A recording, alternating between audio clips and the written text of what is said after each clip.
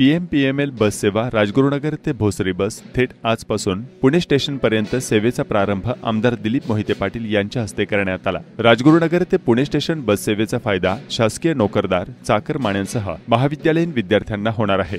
यावेळी ग्राहक हक्क समितीचे पदाधिकारी, शहरातील नागरिक आदी उपस्थित होते। प्रवासी बांधवांकरता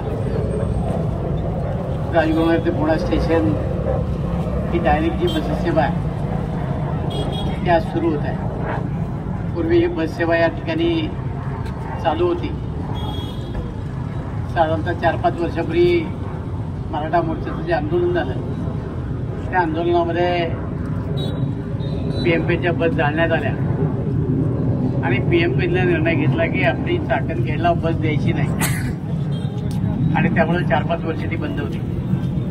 मुंबईकाजी चाकण बंद प्रयत्न करत होते, ग्राहक हक्क समिती खेडमधनं प्रयत्न करत होती। या दोघांच्या प्रयत्नाला खऱ्या अर्थानं आज यश आले। मध्यंतरी राज्याचे उपमुख्यमंत्री आदरणीय अजितदादा पवार काही कार्यक्रमाच्या निमित्ताने या ठिकाणी आले। त्यांना आपण ही बाब त्यांच्या कानावर घातली।